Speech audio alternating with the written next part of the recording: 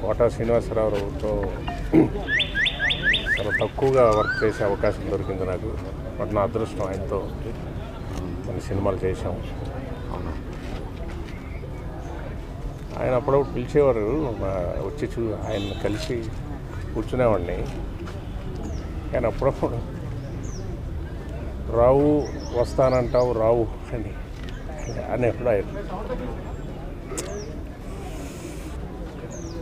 3 నెలల ముందు కూడా ఆయన కలుద్దాం అనుకొని ఎందుకో ఇలా నెగ్లెక్ట్ చేసిన. అసలు ఇది ఇలా వస్తుంది అనుకోలేదు, ఈ న్యూస్ ఎప్పుడు ఊహించలేదు. ఆయన చాలా హెల్తీగా ఆయన మారిపోయారు, చాలా బాగానే ఉండేది.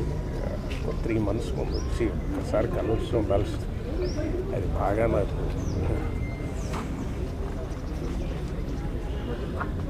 ఆయన అచీవ్ చేయందేం లేదు, చూడందేం లేదు.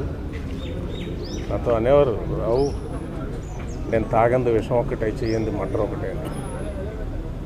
ఆయన అచీవ్ చేయంది అందుకొని శిఖరాలు కానీ నటుడుగా ఏమీ లేవు. తెలుగు వాళ్ళందరికీ అవకాశాలు ఉండాలని కోరుకునే ఒక గొప్ప వ్యక్తి.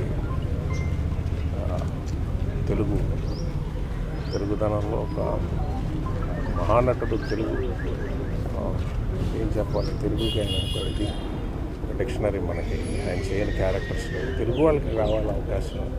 ఎప్పుడు దానికోసం మాట్లాడే ఒక వ్యక్తి.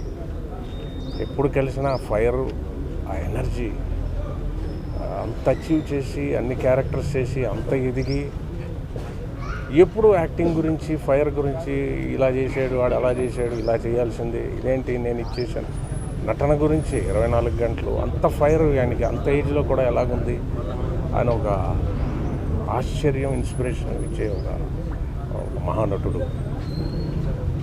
ఆయన. అంటే ప్రతి ఇండస్ట్రీలోని, తమిళ ఇండస్ట్రీలో వచ్చి హిందీ ఇండస్ట్రీ కోట శ్రీనివాసరావు అంటే ఈజ్ లెజెండ్. ఒకటి ఏంటంటే ఆయన ఇంకా అచీవ్ చేయడానికి లేనంత స్థాయిలో ఆయన చేసిన పాత్ర. ఆయన్ని ఒక ఇవాళ ఇలా చూడాల్సి వచ్చింది. ఆయన ఆత్మ శాంతి కలగాలి.